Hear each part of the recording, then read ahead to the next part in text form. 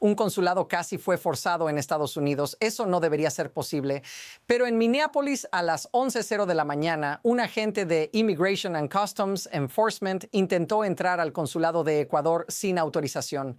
Facto, el propio gobierno ecuatoriano confirmó que el acceso fue bloqueado y que se activaron protocolos de emergencia. En el video se escucha a funcionarios decir claramente, get out of here. ICE se retira, no entra. Aquí está la contradicción que importa. Un consulado está dentro del país, pero no es el país. Facto. Ecuador presentó de inmediato una nota formal de protesta contra Estados Unidos. Eso convierte un incidente local en un problema internacional. Ahora la inferencia. Inferencia. Si una agencia federal prueba hasta dónde puede llegar en un espacio protegido por ley internacional, el mensaje no se limita a diplomáticos. Señala qué reglas todavía frenan al poder y cuáles ya están siendo empujadas. Esto no termina en una puerta que no se abrió. Aquí es donde la historia empieza a acelerarse. Lo que ocurrió en Minneapolis no aparece de la nada. Según el propio comunicado de Ecuador, el intento de ingreso ocurrió mientras ciudadanos ecuatorianos se encontraban dentro del consulado buscando protección. Facto. El texto dice que el personal consular aseguró la protección de los ecuatorianos que se encontraban en ese momento en la sede consular y activó protocolos de emergencia del Ministerio de Relaciones Exteriores. Eso ya cambia el marco. No es solo un edificio, es gente adentro. Es una decisión tomada en tiempo real. Pero aquí está el giro. Esto sucede mientras, según el mismo relato, agentes de ICE estaban en Minneapolis buscando ecuatorianos para detenerlos. Dos movimientos al mismo tiempo: búsqueda en la calle y presión sobre un espacio diplomático. No es un error aislado. Empieza a aparecer un patrón. Y ahora la pregunta que reordena todo. Si una agencia prueba los límites en un consulado, ¿dónde más está dispuesta a aprobarlos? Nota lo que no se aclara públicamente. No hay negación directa del intento de ingreso, solo que fue detenido.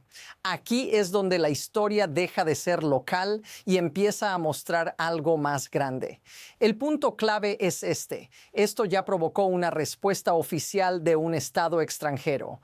Facto, Ecuador declaró que el canciller de la República presentó inmediatamente una nota de protesta a la Embajada de los Estados Unidos para que actos de esta naturaleza no se repitan. Eso no es retórica. Es lenguaje diplomático usado cuando se cruza una línea clara.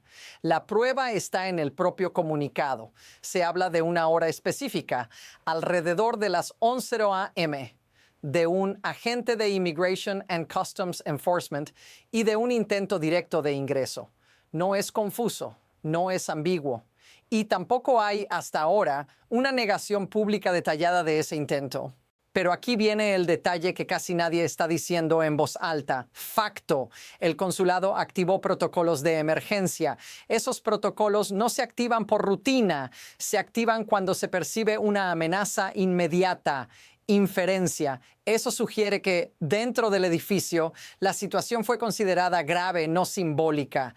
Y observa lo que falta en toda la historia. No hay explicación de por qué ICE estaba allí. No hay justificación legal presentada. Ese silencio es parte de la historia. Y esto, lejos de cerrarse, empieza a escalar rápidamente. Y entonces aparece una segunda capa de pruebas más difícil de ignorar.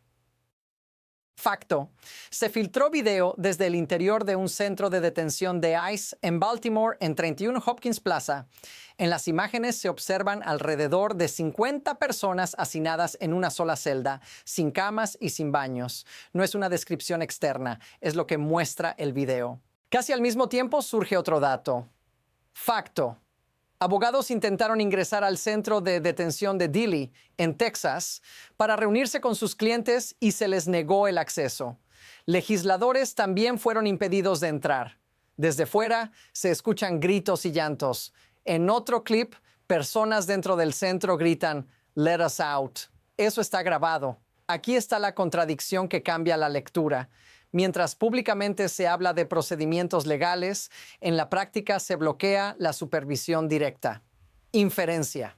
Cuando se cierran las puertas, incluso a abogados y funcionarios electos, el control se desplaza completamente hacia la fuerza que ejecuta las detenciones. Y hay una imagen que lo cristaliza todo. Facto. Tomas aéreas muestran a detenidos vestidos de manera uniforme, descritos como parecidos a Squid Games. No es una metáfora política, es una comparación visual. Después de ver esto, la pregunta ya no es si hay un problema, es ¿qué tan lejos puede llegar antes de que alguien lo detenga? Y entonces todo se acelera. Facto, en Minneapolis, periodistas de Status Coup documentan enfrentamientos en la calle que describen como un escenario de guerra. En las imágenes, agentes de Border Patrol disparan municiones menos letales a corta distancia contra periodistas identificados. No es lenguaje retórico, es lo que se observa en cámara. 3 días después, otro clip. Facto.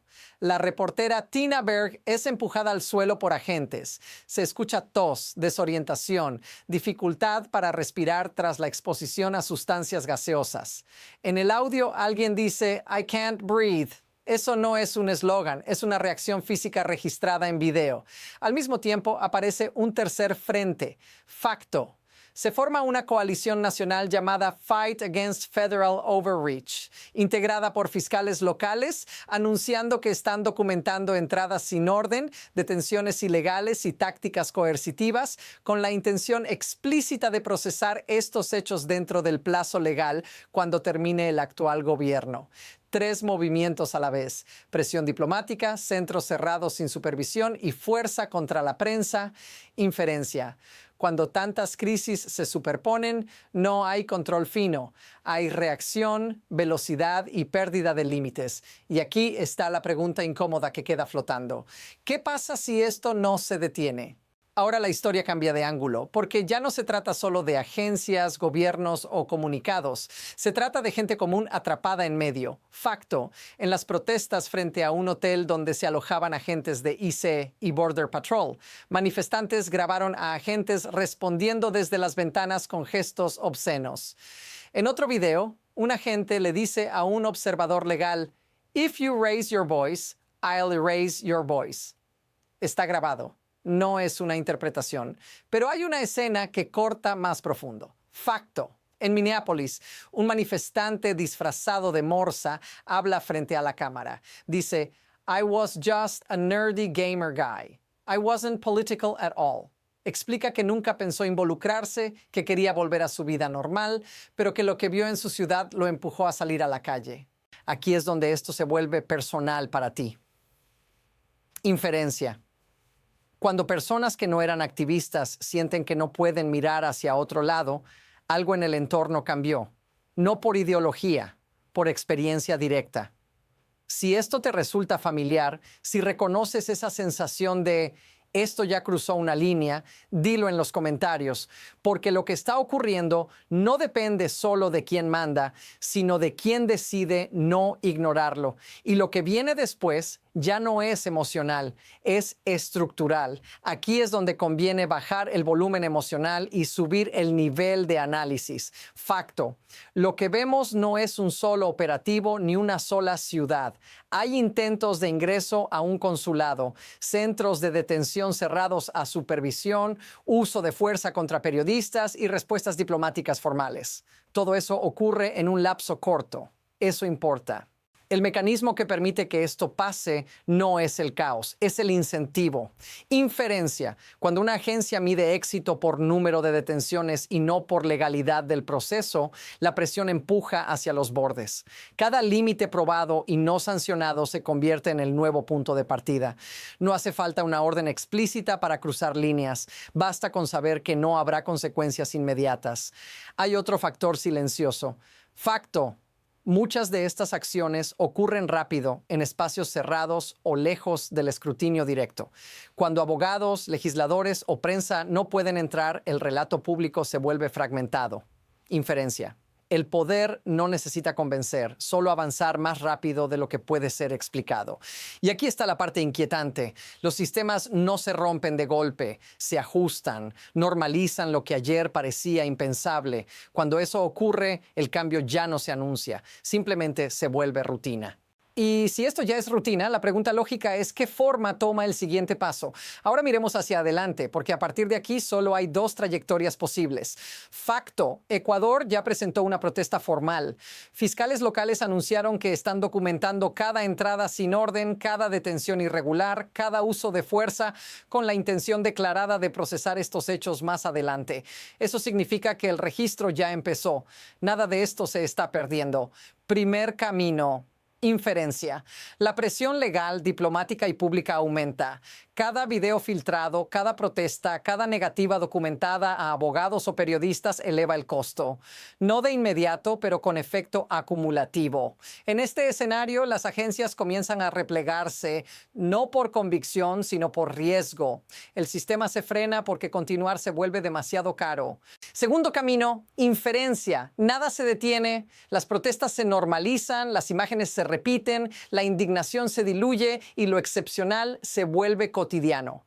Los centros siguen cerrados, los operativos se expanden y cada límite cruzado se convierte en precedente. No hace falta anunciarlo, simplemente ocurre. Y aquí está lo inquietante. Facto: todo lo que hemos visto pasó en cuestión de días. Eso indica velocidad. Y cuando un proceso avanza rápido, la siguiente decisión casi nunca es improvisada.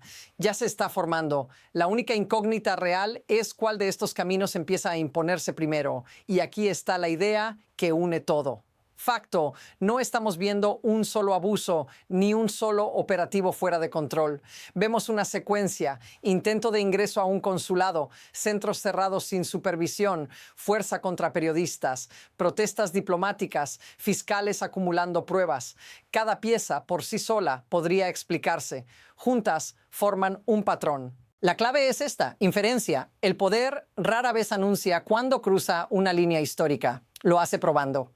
Observa quién reacciona, quién guarda silencio y qué costo aparece. Si el costo es bajo, el movimiento se repite. Si nadie lo frena, se convierte en norma. No por maldad abstracta, sino por inercia.